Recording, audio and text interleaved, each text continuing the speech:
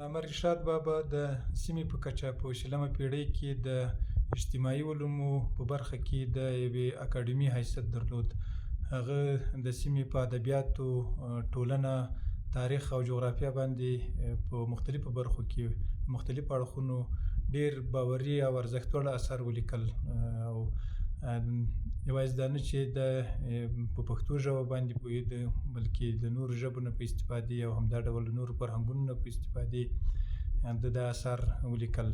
او هغه اثار چې د لیکلي دي، که د ټولنپوهنې په برخه کې یا د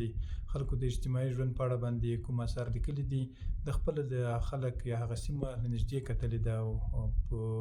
هغه ژبه کې په د هغو خلکو فرهنګ مطالعه کړی ده. علامه رشاد بابا په داسې یوه زمانه کې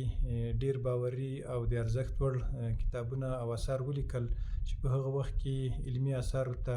انټرنیټ ته او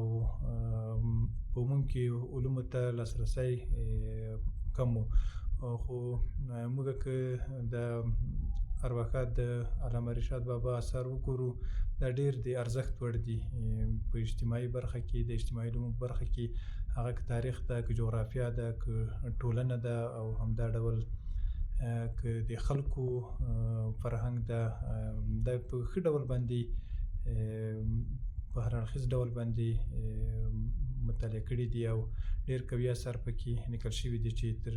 اوږدو زمانو پورې به د ماخذونو په توګه باندې د استفادې وړ وي.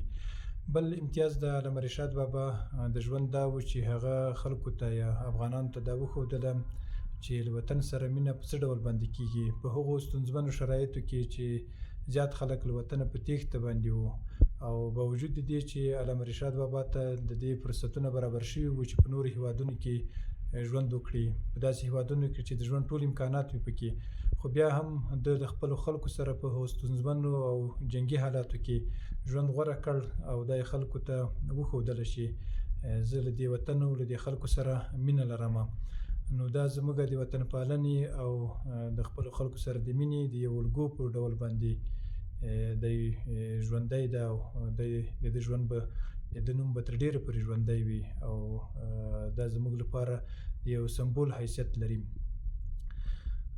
زه د علامه رشاد بابا له اثارو سره په لومړي ځل په هغه وخت کې مخامخ شوم چې کله صدیق بدر به د ده سره مرکې کولې او د سیمو په اړه باندې به تاریخي معلومات ترې پوښتل. دا په کلیدونیزه کې په مسلسل ډول باندې خپرېدل او دا مجله د یادونیزه به ما هر وخت مطالعه کوله او د علامه رشاد بابا مرکه به مې هم پکې لوستله. نو د هغه وخت کې زما مینه ورسره پیدا شوه. بل وخت کې د غربت په نوم یوه مجله چاپېدله چې د رشاد بابا مرکه پکې راغلې وه او د ده وطني مینه، هغه احساس مې چې پکې ولید، لا مې مینه ورسره زیاته شوه او د ده په اثارو او د ده په ژوند باندې لا مین شوم.